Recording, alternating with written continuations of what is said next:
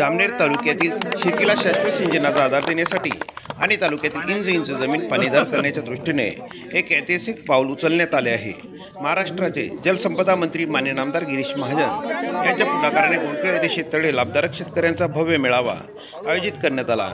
यावेळी महाजन यांनी तालुक्यात देशात नवा आदर्श निर्माण करणारा जलसंधारण प्रकल्प राबविण्याची घोषणा केली। गिरीश महाजन यांनी आपल्या भाषणात स्पष्ट केले की तालुक्यातील प्रत्येक शेतकऱ्याला मुबलक पाणी मिळावे, शेती बहरावी आणि उत्पन्नात दुप्पट व्हावे हा प्रकल्पाचा मुख्य उद्देश आहे। शेततळे हा शाश्वत सिंचनाचा उत्तम पर्याय असून याद्वारे शेतकऱ्यांना स्वावलंबी बनवता येईल। या उपक्रमांतर्गत पहिल्या टप्प्यात तालुक्यात 28 गावात 2020 शेततळे करण्याचे नियोजन आहे। सदर योजनेस राज्य शासनाचा निधी उपलब्ध होत आहे। गोंडखेड येथे पार पडलेल्या या भव्य मेळाव्यास शेतकरी लाभार्थी सहभागी झाले होते। माझे स्वप्न आहे की जामनेर तालुका केवळ सिंचन नाही तर सर्व क्षेत्रात राज्यात पहिला क्रमांकावर राहावा, असे प्रतिपादन नामदार गिरीश महाजन यांनी केले। जलसंधारण या महत्त्वाकांक्षी योजनेमुळे भविष्यात जामनेर तालुका शेती क्षेत्रात क्रांतिकारी बदल घडवून आणेल असा विश्वासही त्यांनी व्यक्त केला। या ऐतिहासिक कार्यक्रमास लाभार्थी शेतकऱ्यांसह विविध क्षेत्रातील मान्यवर उपस्थित होते। जलसंपदा मंत्री गिरीश महाजन यांच्या पुढाकारामुळे तालुक्यात कृषी समृद्धीची नवी पहाट उजाडणार असल्याची भावना शेतकऱ्यांनी व्यक्त केली। जामनेर तालुक्यात जलक्रांती घडविणाऱ्या या अभिनव प्रकल्पामुळे येत्या काही वर्षात शेतीला भरघोस फायदा होईल आणि तालुका सुजलाम सुफलाम होईल असा विश्वास व्यक्त केला जात आहे। तापी पाटबंधारे विकास महामंडळ व GVPR इंजिनियर्स यांच्या संयुक्त विद्यमानाने आयोजित करण्यात आलेल्या या भव्य मेळाव्यास उपस्थित शेतकरी बांधवांसोबत नामदार गिरीश महाजन यांनी संवाद साधला। यावेळी आमदार मंगेश चव्हाण, जिल्हाधिकारी श्री आयुष प्रसाद, जिल्हा परिषदेच्या मुख्य कार्यकारी अधिकारी श्रीमती मिनल करणवाल यांच्यासह जलसंपदा विभागाचे अधिकारी तथा शेतकरी बांधव मोठ्या संख्येने उपस्थित होते। आधारस्तंभ जनसेवेसाठी न पाहिला दिवस रात्र, सामान्यांच्या हितासाठी झटत राहिले अहोरात्र, आरोग्य सेवेसाठी दीन दुबळ्याचे झाले श्रवण बाळ, तुमच्या सेवेला अर्पण पडेल शतक पूर्तीचा काळ, हरिक्रांतीने आपल्या राज्यात उधळला गुलाल, भाऊ आपल्या सेवा वर्ताला आमच्या मानाचा मुद्रा।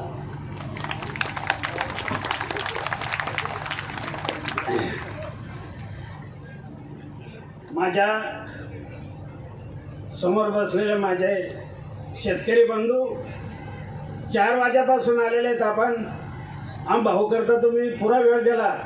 प्रथम भाऊच्या समोर, आमच्या व्ही पाटील साहेबांच्या समोर, आमचे जिल्ह्याचे साहेब, आपल्या सगळ्यांच्या समोर मी आपले आभार मानतो, थांबल्याबद्दल धन्यवाद देतो। समाज चिंतामणी माननीय नामदार गिरीश भाऊ महाजन गौरवगीत। मत्स्य बीज आहे, त्याच्यामध्ये विभिन्न प्रकारचे जो त्या ठिकाणी लागणारे खाद्य आहे, याच्यामध्ये अगर आपण 1 वर्षात हे मत्स्यपालनचा व्यवसाय केला, बँकाकडून अगर आपल्याला काही सबसिडी मिळाली तो अतिउत्तम। ब्लू रेव्होल्यूशन भारत सरकार कडून याच्यामध्ये 3.5 लाख रुपयापर्यंतची सबसिडी उपलब्ध आहे। 1 रुपयाचा खर्च न करता आपल्या शेतामध्ये शेततळे आणि फक्त भारत सरकारची सबसिडी घेऊन आपण त्या ठिकाणी मत्स्यपालनचा व्यवसाय करू शकतो। आणि याच्यामध्ये 3 प्रकारचे मत्स्य लावायचे आहे, वरच्या भागासाठी वेगळा, मध्य भागासाठी वेगळा आणि खालच्या भागासाठी वेगळा। आणि या प्रकारची योजना करून आपल्याकडे येणारे उत्पन्न म्हणजे आपल्याकडे झालेला खर्च 5 लाखाचा खर्च आणि 10 लाखाची उत्पन्न म्हणजे 5 लाखाचा थेट फायदा या शेततळ्यावर। जो पीक आपण घेत होते ते 1 च्या 2 च्या 3 पीक झाले। जो आपण म्हणजे कमी दराचे पीक घेत होते ते म्हणजे बिलकुल फल पीक आपल्याकडे घेता येतो। आणि दुसरी गोष्टी आहे, मत्स्यपालनच्या माध्यमातून आपल्याला शेतीपूरक आमदनी ते गोष्टी आपण करू शकतो। खर्चामध्ये आपल्याला कमी होणार, आपला खर्च कमी होणार। खर्च कमी होण्याचं मूळ कारण आहे की जो विजाचा खर्च होता त्याच्यामध्ये आपल्याला पैसे वाचणार। आणि या सगळ्या गोष्टीमुळे अत्यंत पथदर्शी कार्यक्रम आणि शेतकरी बळीराजाकडून अपेक्षा फक्त एवढा आहे की काम थांबवू नका, जागा उपलब्ध करून द्या, कुठल्याही प्रकारची अडचणी निर्माण करू नका। आणि अगर कुठलाही व्यक्ती अडचणी निर्माण करत असेल तर त्याला विनंती करा प्रार्थना करा आणि गावाच्या विकासाला हातबल द्या. म्हणजे कुठल्याही मतदारसंघामध्ये एवढी सुंदर प्रकल्प म्हणजे आजपर्यंत तो कोई भी पाहिलेला नाही. आणि सर मी आपल्याला एक अत्यंत आश्चर्यजनक गोष्टी सांगतो. सर संडेचा दिवस होता, मी घरी असे बसून होतो. सडनली मला आदरणीय मत्स्यपालन मंत्री श्री नितीश राणे साहेबांचा फोन आला आणि ते म्हटले जामनेरला तुम्ही काय हे प्रकल्प करताय त्याच्याबद्दल माहिती द्या. मी म्हटलं सर 2000 शेततळे. ते म्हटले एक तालुक्यामध्ये. मी म्हटलं सर फक्त 2-3 जिल्हा परिषद गटमध्ये 2000 शेततळे होत आहे. आणि ते म्हटले कुठलीही मदत लागत असेल तर सांगा. तुम्ही म्हटलं सर आपण एक वेळा शेततळे पूर्ण झाले खरीपमध्ये मी आपले प्रस्ताव पाठवतो आणि त्याच्या आपण सगळे शेतकरीला मदत करू. तर तुमची आमदनी डबल करण्यापासून शासकीय योजनाचा योग्य लाभ घेऊन आपले या प्रकल्प पूर्ण करायचे. फक्त माझी आपल्याला प्रार्थना आहे की हे सर्व 2020 शेततळे त्याच्यामध्ये लागणारे पाईपलाईन त्या सगळे काम आपल्याला 31 मे पर्यंत पूर्ण करायचे. आणि यासाठी आदरणीय मंत्री महोदयांनी या शेतकरी मेळावा या जामनेर तालुक्यामध्ये आज लावलेले आहे. अगर आपल्या पुढच्या 2 महिन्यामध्ये या सर्व शेततळे पूर्ण झाले, त्याचं खोदकाम पूर्ण झाला, पाईपलाईनचं काम पूर्ण झाला आणि या ठिकाणी उपस्थित असलेले इरिगेशनचे विभाग ज्याचे आपले सन्मान्य आमदार साहेब त्याचे सन्मान्य मंत्री पण आहे, त्यांनी हमी दिलेली आहे की आपण पुढच्या 2 महिन्यामध्ये काम पूर्ण करू शकतो. तेवढी मशिनरी लावू शकतो, तेवढ्या शेतकरीच्या हमी घेऊन आपण काम पूर्ण करू शकतो. यदि कुठलेही पिकाचं नुकसान झालं तर क्रॉप कॉम्पन्सेशन पण देऊ शकतो. माझी फक्त एवढी विनंती आहे, काम थांबू नका आणि पुढच्या 2 महिन्यामध्ये या काम पूर्ण करून देण्यासाठी आपण पूर्णतः पुढाकार घ्या. एवढा पथदर्शी कार्यक्रम कुठल्याही मतदारसंघात नाही, कुठल्याही जिल्ह्यात नाही आहे. अगर आपण यशस्वीपणे पूर्ण केला तर खरं या देशासाठी, या राज्यासाठी, या जिल्ह्यासाठी आणि विशेषतः आपल्यासाठी आणि आपल्या कुटुंबासाठी फार मोठं काम होऊन जाईल. तर माझी आपल्याला परत विनंती आहे या कार्यक्रमासाठी सर वेळ देण्यासाठी, या कार्यक्रम आयोजन करण्यासाठी. विकासाच्या दृष्टिकोनातून एक महत्वाकांक्षी योजनेच्या या टप्पा 1 व टप्पा 2 शेततळे काही शेततळ्यांच्या लोकार्पणासाठी कार्यक्रमासाठी मंचावर उपस्थित ज्यांच्या संकल्पनेतून हा कार्यक्रम, ही शेततळे योजना आपण करतोय. मला असं वाटतं की जिल्हाधिकारी महोदय म्हटले की महाराष्ट्रात आणि भारतात अशी कुठेही योजना नाही, खरं तर आम्ही ते बघितलंही नाही. अशी योजना ज्यांच्या संकल्पनेतून आपण करतोय ते महाराष्ट्राचे नेते, आमचे नेते, ज्यांच्यावर तुम्ही अविरतपणे 35 वर्ष समाजकारण, राजकारण या पलीकडे जीवाभावाचा भाऊ म्हणून प्रेम केलं, ते आपले सगळ्यांचे नेते आदरणीय गिरीश भाऊ. खरं तर गिरीश भाऊ, महाराष्ट्रात लाडकी बहीण योजना आहे, अनेक योजना चालू आहेत, परंतु जर राज्य सरकारने जर लाडका कलेक्टर योजना चालू केली तर काम करणारा कलेक्टर म्हणून ज्यांना पुरस्कार मिळू शकतो ते आपले अतिशय कार्यक्षम असे जिल्हाधिकारी महोदय आयुषजी प्रसादजी, ज्यांनी 2 दिवसापूर्वी नांदेडवरून इथं पदभार स्वीकारला. ते आपल्या जिल्हा परिषदच्या सीओ आदरणीय मिनलजी मॅडम, विडी पाटील साहेब, आदरणीय दादा, तालुक्याचे अध्यक्ष, इरिगेशन विभागाचे सगळे अधिकारी, GVPRचे सगळे सदस्य, सर्व उपस्थित तोला मोलाचे सर्व मान्यवर, वेळाअभावी सर्व नामोल्लेख टाळतो.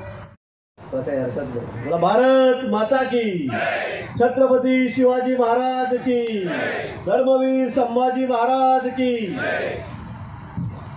आजच्या या कार्यक्रमाच्या निमित्ताने मंचावर उपस्थित सर्व मान्यवर, कारण सगळ्यांचा तो नामोल्लेख वारंवार झालेला आहे, उशीर खूप झालेला आहे, मला यायला उशीर झाला आहे, त्यामुळे मी जास्त वेळ घेणार नाही. सर्व मान्यवर, आमदार, सर्व अधिकारी, या खात्याचे अधिकारी, प्रमुख सगळे अतिथी, माझ्यासमोर बसलेले सर्व बंधू आणि भगिनींनो आणि पत्रकार मित्र, आजचा दिवस आपल्यासाठी खूप महत्त्वाचा आहे. दादांनी सांगितलं जिल्हाधिकारी या ठिकाणी म्हणाले, पाण्याचं महत्त्व आपल्याला माहीत आहे. कोरडवाहू शेती आपण अनेक वर्ष केली आणि आता वाघूरमुळे सिंचन सुद्धा आपण करतोय, दुबार पीक घेतोय, बागायती घेतोय आणि किती फरक कोरडवाहूमध्ये आणि बागायतीमध्ये आहे याची कल्पना आपल्याला आहे. कोरडवाहू असली की फक्त पावसाच्या पाण्यावर, पावसाळ्यातल्या पाण्यावर आपण अवलंबून आहात, त्यानंतर आपल्याला काही करता येत नाही. एखादं पीक घेतलं 4 महिने की नंतर आपल्याला 8 महिने फक्त वाटच बघावी लागते. पण आज वाघूर धरण पूर्ण झालेलं आहे, विजेची व्यवस्था आपण केलेली आहे आणि नुसती व्यवस्था नाही केली, कॅनॉल नाही काढले तर प्रत्येकाच्या शेतापर्यंत पाणी. मला वाटतं विडी पाटील साहेब या ठिकाणी आहेत, मला असं वाटत होतं की काहीतरी सांगतायत, काहीतरी बोलतायत, कसं शक्य होईल. पण विडी पाटील साहेब म्हणे देशामध्ये हा सर्वात लोकप्रिय असा उपक्रम होईल, सगळ्यात लोकप्रिय उपक्रम. देशामध्ये अशी पद्धत कुठेही नाही, सिंचनाची कुठेही नाही आहे की प्रत्येकाच्या शेतामध्ये जाऊन त्याच्याकडे क्षेत्र द्यायचं, 4-4, 5-5 हजार क्षेत्र खोदायचे आणि ते सरकारने खोदायचे. कागदही पूर्वीकडे कागद शेतकऱ्याला लावू द्या, पण शेतकरी कुठून कागद लावेल, पण शेतकरी कागदही लावणार नाही. क्षेत्रही तुम्हीच करा, कागदही सरकार करेल, पाणी त्यांना आम्हीच टाकू.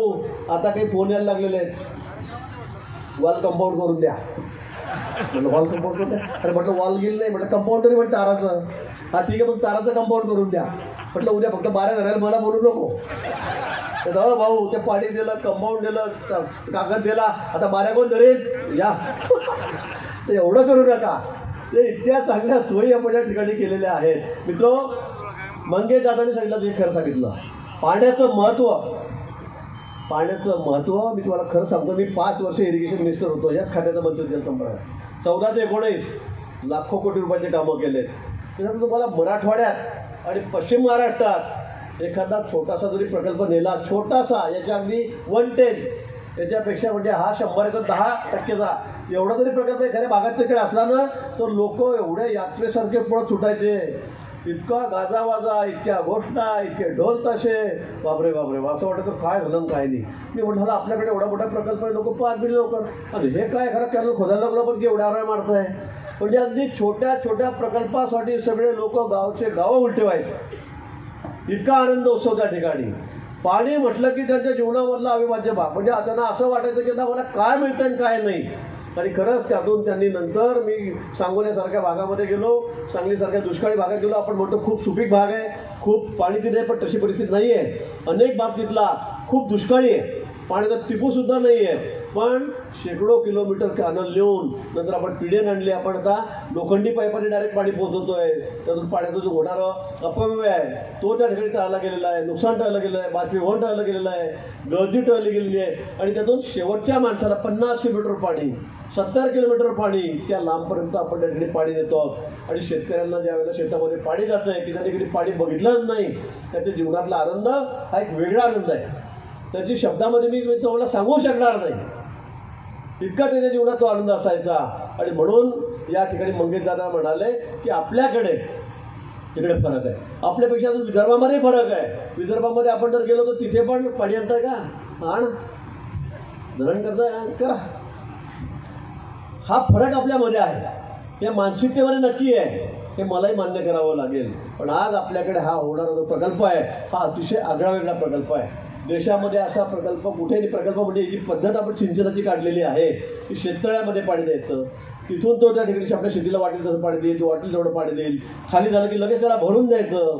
12ही महिने तुमच्या शेतामध्ये या तलावामध्ये आम्ही पाणी भरतो. 12ही महिने, एप्रिलमध्ये भरलं जाईल, मे महिन्यामध्ये भरलं जाईल. पावसाळा सुरू होते तोपर्यंत तुमच्या शेतामध्ये पाणी आम्ही त्या ठिकाणी भरून देणार आहोत. हा छोटा प्रकल्प नाही आहे आणि नुसतं पाणीच नाही, तर यामुळे मत्स्यपालनाचा जो व्यवसाय आपण करतो वारंवार सांगितला गेला, तो जो वर्षाला 5 लाख टन मासे यातून निघतील. जवळपास किती, 5 लाख टन, म्हणजे कोटी रुपये किती होतील मी तुम्हाला सांगू शकत नाही, कारण मी मासे खाते, मला भावगी माहीत नाही. तुम्ही लगेच सांगितलं असता, मी व्हेजिटेरियन माणूस आहे. पण खूप मोठी उलाढाल, म्हणजे एका तळ्यातून शेतकरी शेताला पाणीतून जेवढं उत्पन्न घेणार नाही त्यापेक्षा जास्त उत्पन्न या मत्स्यपालनातून त्यातून त्या ठिकाणी होणार आहे. मी तुम्हाला सांगतो एवढं मोठं उत्पन्न त्यातून होणार आहे. आणि म्हणून आपल्यासाठी हा एक म्हणजे एक टर्निंग पॉईंट आहे आपल्या आयुष्यातला. शेतामध्ये तळं होणं हा टर्निंग पॉईंट आहे. आणि असं असताना सुद्धा मला काही सांगितलं गेलं, मी ठेकेदाराला नेहमी सांगतो की बाबा 4,500 तळे आपल्याला करायचे आहेत. 4,500 तळे होतील कधी? का तू करत नाही? का वेळ लागतोय? मला आधी समजलं की शेतकरी जमीनच देत नाही. म्हटलं आता काय बोलावं, जमीन देत नाही. मराठवाड्यात पश्चिम महाराष्ट्रात जर हा प्रकल्प असता तर लोकांनी मारामाऱ्या केल्या असत्या, अक्षरशः मारामाऱ्या केल्या असत्या की माझ्या शेतात का नाही, हे क्षेत्र माझ्या शेतात द्या. 4,000 जणांसाठी 4,500 जणांसाठी 25,000 लोक मागे सुटले असते ठेकेदाराच्या, अधिकाऱ्यांच्या, आमच्या, की आम्हाला आमच्या शेतामध्ये तळं घ्या. हा फरक मी तुम्हाला या ठिकाणी सांगतो. आणि म्हणून मला वाटतं की एवढं आपल्याला समोर दिसत आहे की मला 12 महिने आयुष्यभरनी माझ्या पुढच्या 4 पिढ्या मला आता बागायती होणार आहे माझी शेती. मला दुबार पीक घेता येणार आहे, मला फळझाडं लावता येणार आहे, मला मत्स्यपालन करता येणार आहे. असं असताना तर तुम्ही सगळ्यांनी मागे लागून त्याआधी करून घ्यायला पाहिजे. आम्हाला मिटिंग घ्यायची गरज पडायला नको. आम्हाला मिटिंग घ्यायची गरज काय? तुम्ही शेतामध्ये तळं करा म्हणून गरजच नाही. ज्यांनी शेततळं केली, जे उत्पन्न घेतात त्यांना विचारा. 3 उत्पन्न ते घेत आहेत, बागायती करतायत, आता पुढे काही फळझाडं लावतील. पण मला असं वाटतं की आपल्याला स्वतःहून वाटलं पाहिजे की माझ्या शेतामध्ये ते तळं करा. पण आपल्याकडे थोडं उलटच होत आहे. जिल्हाधिकाऱ्यांनाच मी सांगतो की जाऊ बाबा तुम्ही, मला वेळ नाही, तुम्ही जा मिटिंग घ्या, लोकांना समजून सांगा किती महत्त्वाचं आहे, किती महत्त्वाचं आहे. मला वाटतं आपल्याकडे उलट काम चाललेलं आहे. आणि ज्या वेळेला सगळे तुम्ही उत्पन्न घ्याल, ज्यावेळेला तुम्ही शेतामध्ये पाणी येईल, तळ्यामध्ये पाणी येईल, ज्यावेळेला तुम्ही मत्स्याचं बीज टाकाल, त्यावेळेला तुम्हाला याचं महत्त्व कळेल. मग आजूबाजूला लोक होते चला आपण नका चुकील, आपण नका नाही म्हटलं म्हणून मी तुम्हाला आताही सांगतो. आणि म्हणून यासाठी आता आपण प्राधान्याने पुढे येऊन यासाठी आपल्या शेतामध्ये शेततळी या ठिकाणी करावी, असंही आव्हान मी आपल्याला या ठिकाणी करतो. ठेकेदारी चांगले आहेत, अधिकारी आपले तर एकाहून एक चांगले अधिकारी आपल्याकडे या ठिकाणी आहेत. सुदैवाने 5 वर्ष म्हणजे त्यावेळेला माझ्याकडे खातं होतं, मधल्या 2.5 वर्षाचा ब्रेक झाला. अन्यथा आतापर्यंत तुम्ही पिकावर पीक घेतलेलं. सरकारमधल्या काळात आपलं आलं नाही आणि या सगळ्या योजनेमध्ये खंड पडला. टेंडर आपण 14-19ला मी मंत्री असताना दिलेलं होतं. ही योजना त्यावेळेला झालेली होती. विडी पाटील साहेब मागे लागून त्या ठिकाणी ती योजना त्यांनी करायला लावलेली होती. सगळे अधिकाऱ्यांच्या ठिकाणी बसले. पवार साहेबांचे रिटायर्ड होत आहेत. त्या ठिकाणी सगळे आमचे CE आहेत, एक्झिक्युटिव्ह आहेत, AC आहेत, सगळे अधिकारी आहेत. अतिशय तळमळीने काम करणारे अधिकारी आहेत, तळमळीने काम करणारे अधिकारी आहेत. पण या ठिकाणी हे करत असताना आपली सुद्धा आपल्या मनामध्ये काय आहे, आपल्याला किती या गोष्टी पटत आहेत हे महत्त्वाचंच आहे.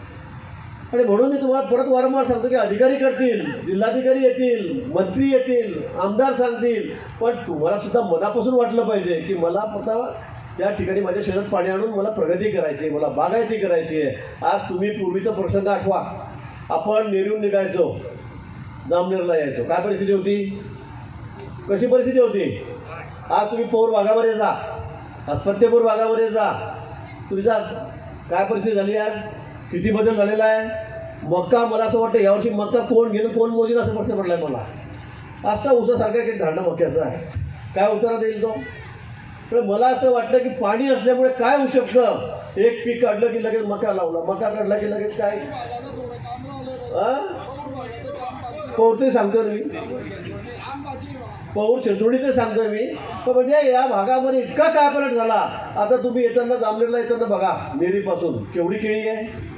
आज रावेर यवतमाळ तालुक्यातली केळी जेवढी एक्सपोर्टला योग्य नाही तेवढी केळी आपल्या भागातली योग्य आहे. आज तिकडचे लोक आम्हाला सांगतात की आमच्याकडे आम्ही एक्सपोर्ट करत नाही आमचा माल, आम्ही जामनेरची केळी मागतो.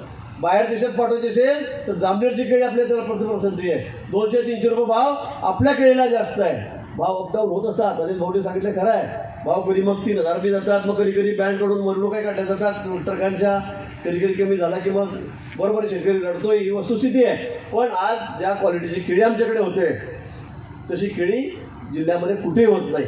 कुठे होते कारण आमची जमीन आहे तर नवीन आहे, फ्रेश आहे. आम्ही पहिल्यांदा केळी लावतोय आणि म्हणून दर्जेदार आहे, टिकणारी आहे. आणि म्हणून केळीचं हब आपला जामनेर तालुका होऊ पाहतोय. आज सकाळी पाहिलं की 5-25-50 ट्रका येतात. सगळे मजूर रावेर यवतमाळ तालुक्यातले येतात, तर पुढे पौरकडे जातात, पुढे फतेपूरकडे जातात, पुढे जामनेरकडे असतात, पुढे या डेअरीपर्यंत जातात. सगळे रोजगार लोकांना मिळतोय. आज केळी लावल्यामुळे, केळीच्या उत्पन्नामुळे अनेक शेतकरी त्याची परिस्थिती सुधारलेली आहे, आर्थिक परिस्थिती त्याची सुधारलेली आहे. आणि म्हणून मला असं वाटतं की पाण्यामुळे आपलं जीवनमान बदलू शकतं, ते आपल्या सर्वांना त्याची कल्पना आहे.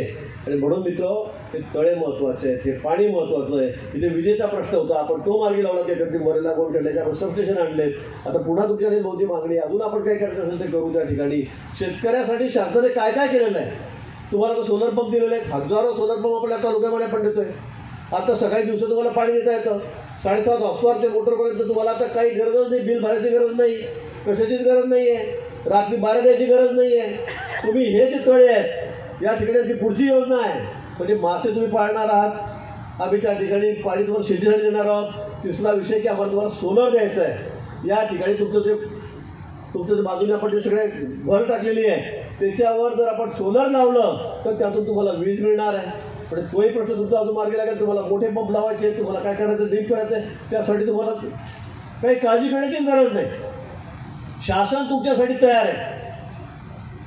त्याचा पूर्वी दुसरा प्लास्टिकचा कागद मिळायचा पंचायत समितीमध्ये, किती मारामाऱ्या व्हायच्या. पण तो कागद आला की तसा आम्हाला फाटून तुटून मोकळा होता की नाही. कागद पाहिजे प्लास्टिकचा कागद पाहिजे. सडप आलं एवढं डबकं शेतात 50 बाय 50 फुटाचं 20 बाय 20 फुटाचं 40 बाय 40 फुटं, त्याच्या कागदासाठी मारामाऱ्या. पण आता 10 वर्षे फाटणारे असं कागद मी तुम्हाला देतोय. 10 वर्षे 15 वर्षे फाटणारे असं कागद तुझ्याकडे टाकण्यात आलेला आहे. असं नाही आहे खातूर मातूर की ह्या वर्षी फाटला की पुढे काय निघून घालू कागद, जाऊ दे मग नको म्हणे पाणी क्षेत्र गेलं तर जाऊ दे तुमचं, कागदाला पैसे नाही. म्हणजे घोडा आहे पण नालले पैसे नाही, काय घोडा पळवून असा विषय होतो. पण आज तसं नाही आहे. 10 वर्ष तुमचं कागद फाटणार नाही. फाटलं तर आम्ही तुम्हाला दुसरा देऊ, म्हणजे फाडू नका. दुसरा भावकी झालं दुसरा कागद फाटला चाललं त्याच्यात. असं करू नका. पण इतकी गॅरंटी शासनाने हमी तुम्हाला दिलेली आहे. मित्र, सरकार आपलं सरकार आहे. मोदीजी 10 वर्षापासून पंतप्रधान झाले त्यापासून चित्रच बदललेलं आहे. किती शेतकऱ्यांसाठी योजना आपण या ठिकाणी केल्या आहेत, किती योजना केलेल्या आहेत, सांगतबद्दल तासभर पुरणार नाही. एवढ्या शेतकऱ्यांसाठी उपयुक्त अशा योजना या सरकारने आपल्याला दिलेल्या आहेत. सरकार